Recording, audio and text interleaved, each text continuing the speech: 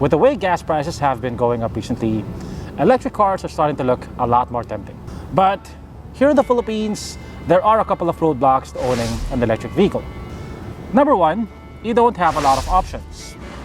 And since we don't offer incentives here for electric vehicles, whatever options you have are quite expensive. Case in point, this, and also this. The second roadblock is that we don't have a lot of charging stations here in Metro Manila, let alone in rural provinces. Which brings us to our third roadblock, range anxiety. If you don't have a lot of charging stations along your route, driving an electric car can be an anxiety-inducing experience. You don't know if you're gonna get stuck in traffic and run out of battery power. I think this right here is the perfect solution. This is the Tiggo 8 Pro PHEV. PHEV or PHEV stands for plug-in hybrid electric vehicle. It's like a hybrid in the sense that it has both an electric motor and a gasoline engine, but it has a bigger battery than most hybrids, and you can charge it through an external source, hence plug-in hybrid. In this video, we'll go in depth into the PHEV driving experience. We'll drive this around for a couple of days so we can actually see what it's like to live with. So, is it worth your money? Let's find out.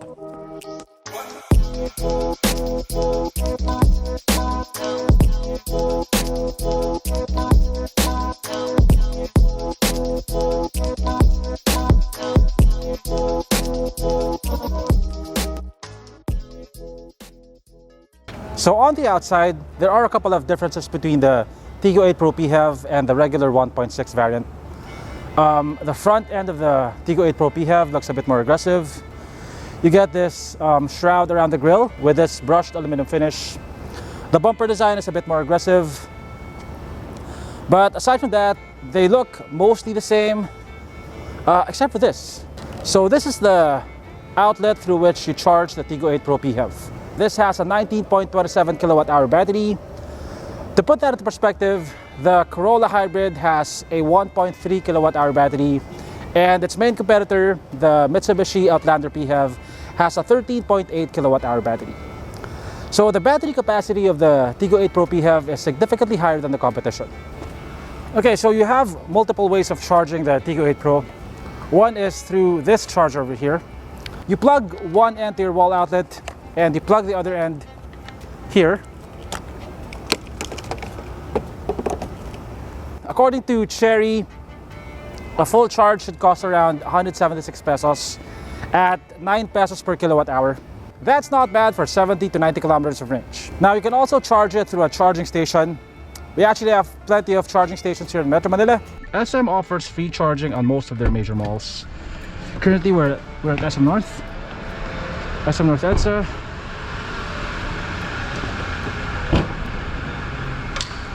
And to charge the car here at SM North EDSA, you'll need this adapter.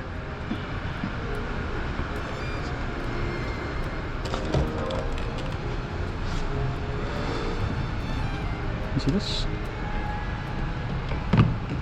Okay. So you plug this in. Oh, sorry.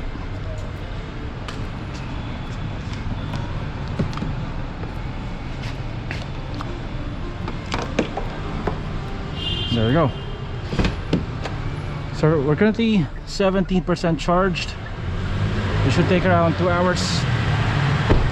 And this is for free.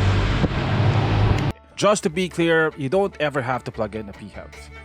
The battery will automatically charge while you're driving the car. Either the gasoline engine will charge it or the brakes while you're slowing down. But having the option of charging the battery externally allows you to use the PHEV as a pure electric car. Since the engine will not be required to charge the battery, you can drive it around without using any fuel as long as you keep the battery charged.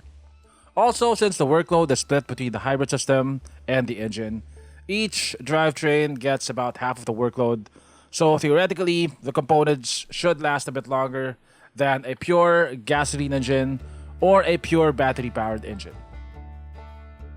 The PHEV doesn't get the 195 horsepower 1.6-liter engine of the 1.6 turbo. Instead, it gets a less powerful 1.5-liter turbocharged engine that puts out 155 horsepower and 240 newton meters of torque. That power deficit, though, is compensated by the electric motor. Combined, the engine and the motor produce almost 300 horsepower, which is ridiculous. All variants of the Tiggo 8 Pro are built around the T1X platform, which it shares with Jaguar Land Rover. It's a unibody chassis with fully independent suspension on all four corners.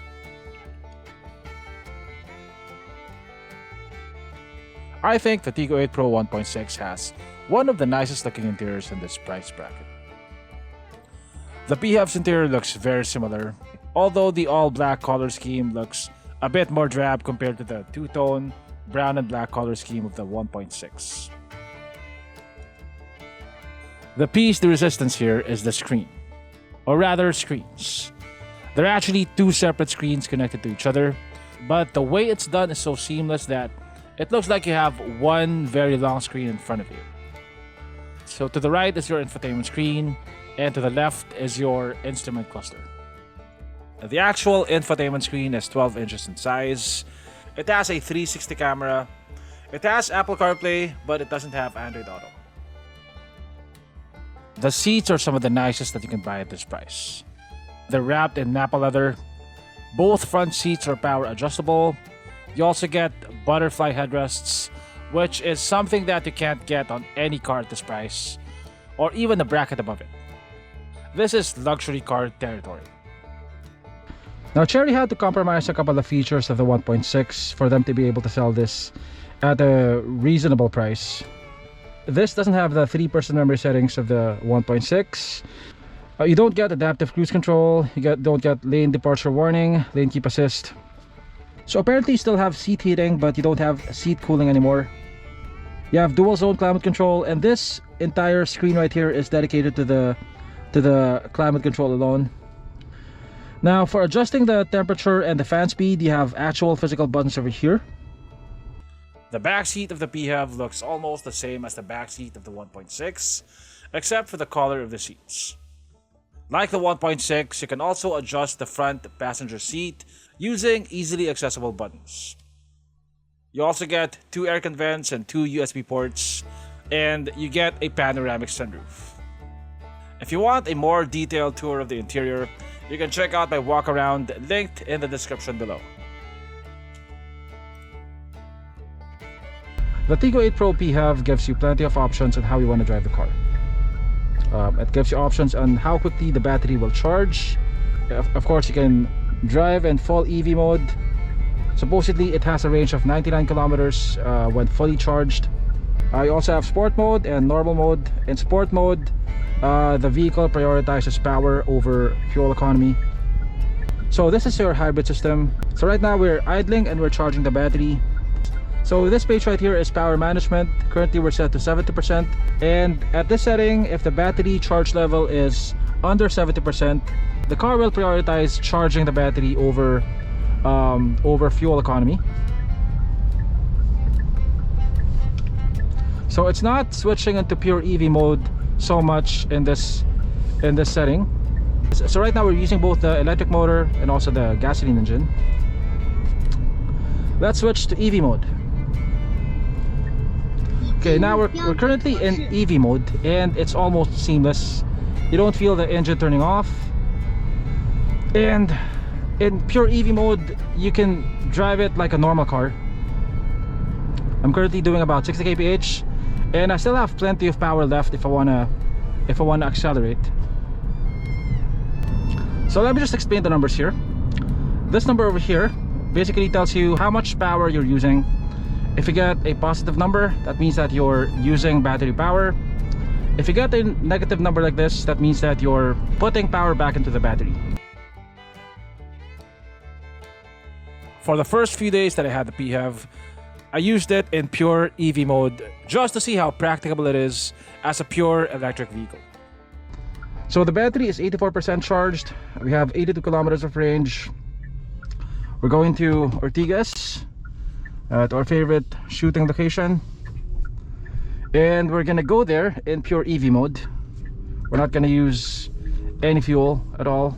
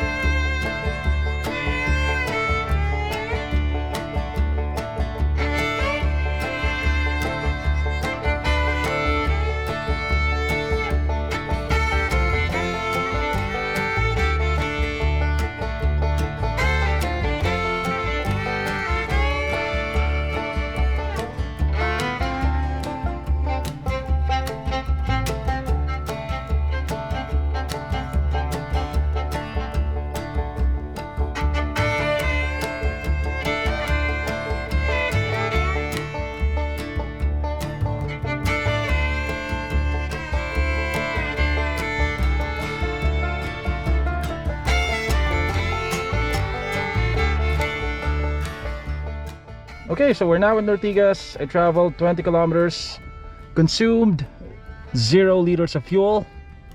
My power consumption is 17 kilowatt hour per 100 kilometers. We still have 69 kilometers of range left, so that's a total of around 90, right? One charge is enough to get you from QC to Ortigas and then back again twice and still have some juice left over. The PHEV is definitely usable as a pure electric vehicle, whether in the city or on the highway. The electric motor has more than enough power to get the car to highway speeds. You can drive it at 100 kph or higher in pure EV mode.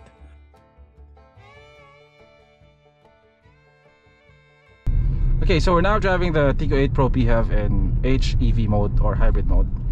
So it automatically chooses when it's gonna start the engine.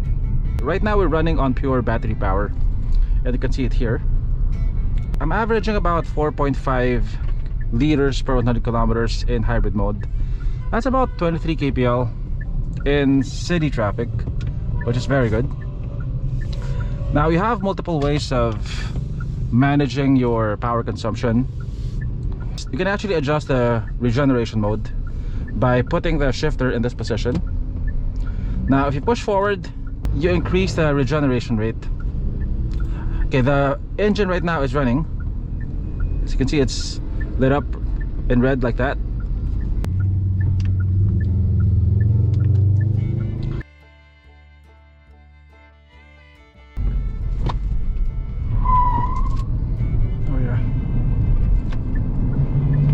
The combined power of both the gasoline engine and the electric motor is actually almost 300 horsepower. So don't think that just because this is green it's gonna be boring to drive. It's actually, holy shit, it's actually pretty quick. Yeah, so I'm not sure if it feels like it has 300 horsepower, but it definitely feels like it has a lot of power. It is a pretty heavy car because of the batteries and the hybrid system, and you do feel the weight when you're trying to change lanes. There's quite a bit of body roll, but man, in terms of power, it's definitely not lacking. There's actually quite a lot of torque steer. You're sending a lot of power to the front wheels.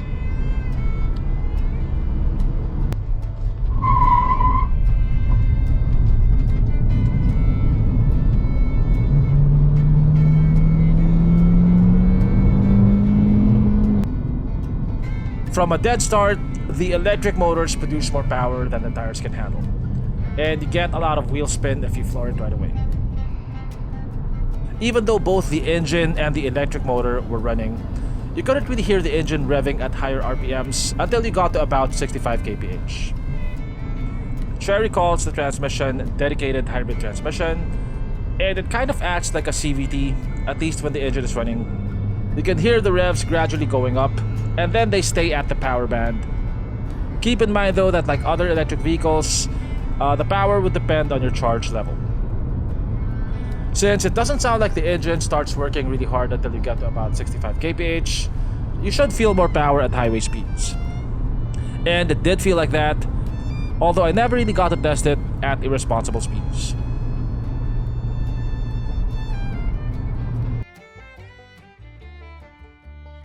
Those who want an EV but don't want to go all in tend to dip their toes into hybrids first. The thing about hybrids like the Corolla Altis hybrid and semi-hybrids like the Nissan Kicks is that they're still mostly dependent on fossil fuels. Since you can't charge from an external source, you basically still need the engine to charge the battery. So no matter how economically you drive the car, you could never achieve the 0 liters per 100 kilometers that I achieved over a couple of days driving the Tiggo 8 Pro PHEV in EV mode. Also, most hybrids tend to have a much shorter range when you drive them in full EV mode. Pros and cons. Number one, you do give up a lot of the features of the less expensive Tiggo 8 Pro 1.6, like adaptive cruise control, automatic braking, and lane keep assist. But in exchange, you get the benefits of having the PHEV system, which I think is a worthy trade-off. Number two, the unit that I got still had some Chinese characters, and a Chinese automated voice, 请您系好安全带再出发。 which I assume will be fixed on the units that are for sale, or maybe through a future update. Number 3, I wasn't actually able to charge the PHEV at home. It requires a connection with a good ground, and also a 20 amp breaker.